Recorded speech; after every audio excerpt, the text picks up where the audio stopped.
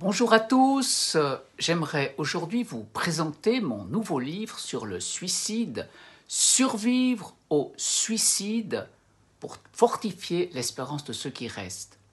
Qui dit suicide dit surtout terrible douleur chez ceux qui restent, chez les proches, chez des parents, chez des amis, mais douleur aussi chez la personne qui a mis fin à ses jours. Je m'explique.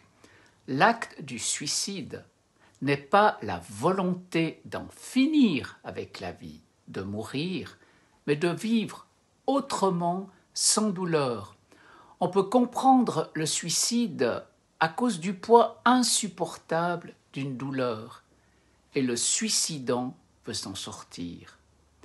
Je me souviens de cette adolescente qui a raté son suicide, ce n'était pas un simple appel à l'aide, et qui me disait à travers ses larmes « Mais vous comprenez, je ne voulais pas mourir, je voulais juste vivre dans la paix, vivre débarrassé de cette douleur qui me comprime le cœur depuis tant d'années.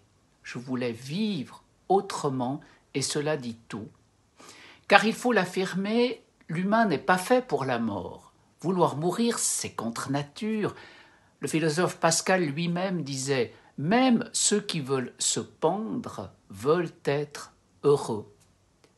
Le désir de vie, le désir du bonheur dont le noyau est l'amour, aimer et être aimé, est inscrit dans notre nature. On ne peut pas vouloir mourir.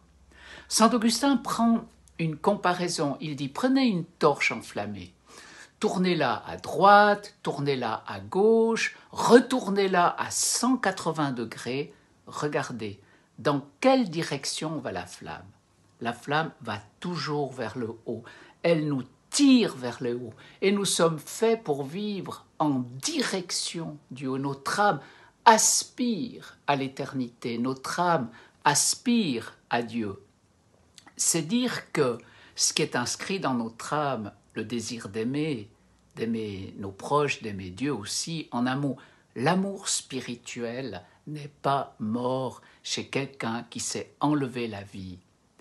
Et dans la rencontre avec Dieu, c'est cela qu'il va regarder, l'amour spirituel intact à travers lequel va transiter sa miséricorde si la personne qui s'est ôté la vie accueille cette miséricorde, bien sûr, et là, nos prières sont importantes pour l'aider à dire oui à la miséricorde, malgré son acte, malgré aussi sa responsabilité.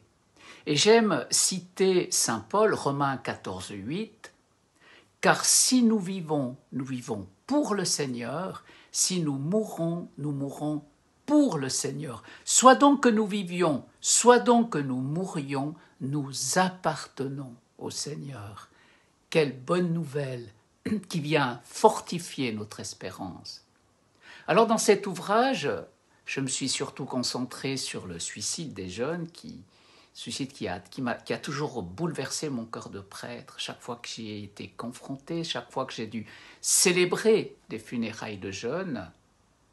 Et je pose à partir de là plusieurs questions telles que quelle est ma responsabilité devant Dieu? Comment Dieu accueille-t-il une personne qui s'est ôté la vie?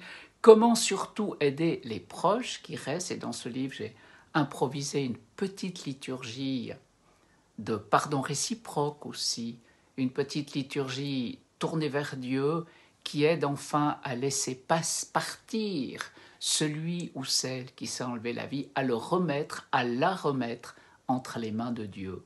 D'où l'importance aussi de nos prières par lesquelles nous communions à la personne qui s'en est allée. Et puis enfin, je consacre un long chapitre au suicide assisté dont il est tellement question ces temps-ci. Alors, bonne lecture.